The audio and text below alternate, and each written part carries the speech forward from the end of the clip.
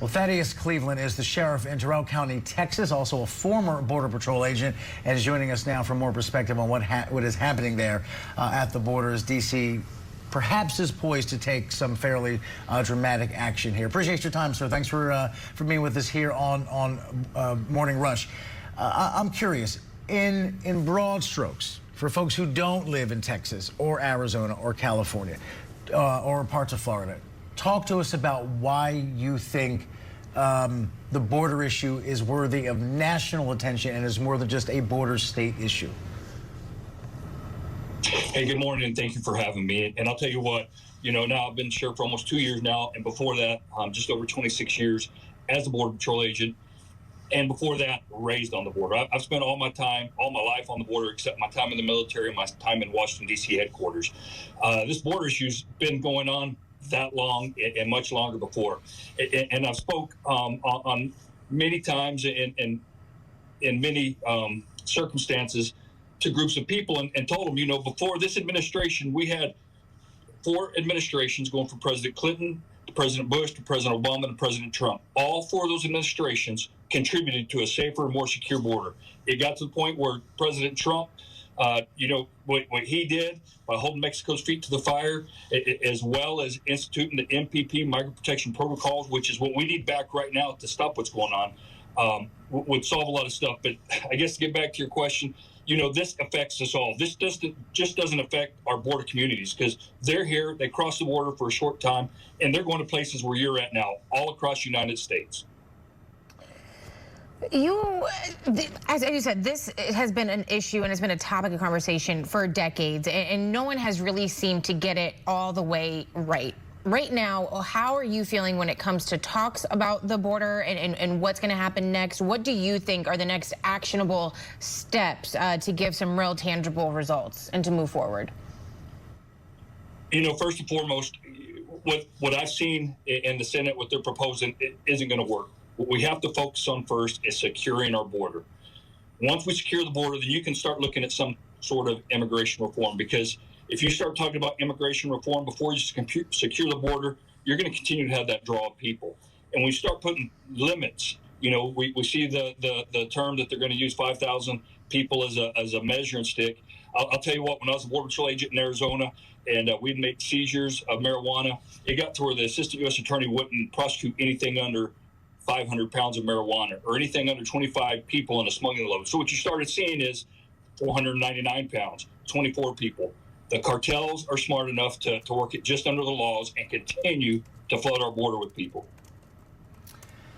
And when you say, obviously folks cross over here, we all know that they're leaving pretty hellish conditions back in their home country. And by and large, they're coming to America for a better life.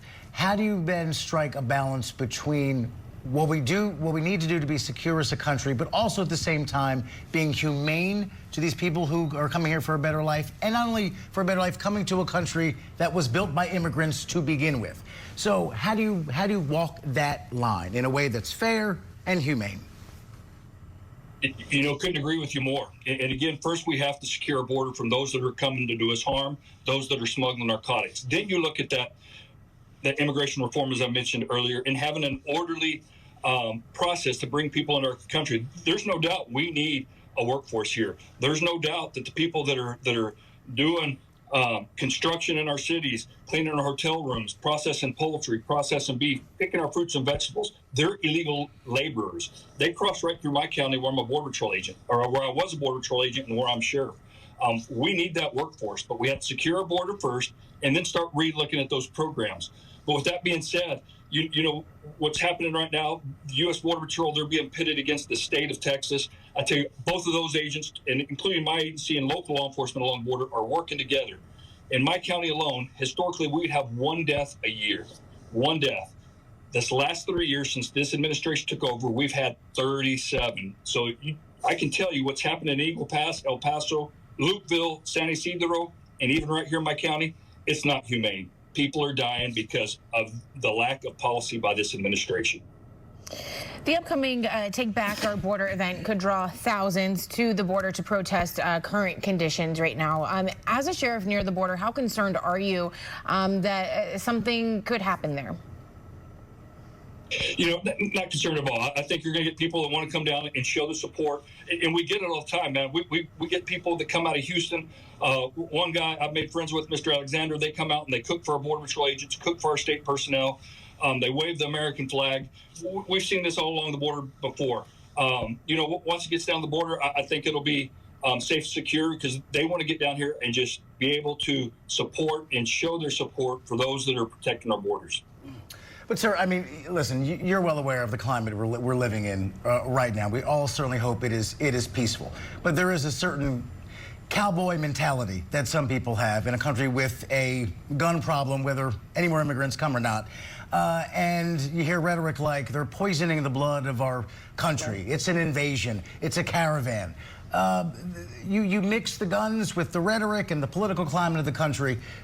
Certainly there is the possibility here of things not going well. I don't want to gloss over that, and I want your reaction, a realistic reaction to what you think is potentially stewing here.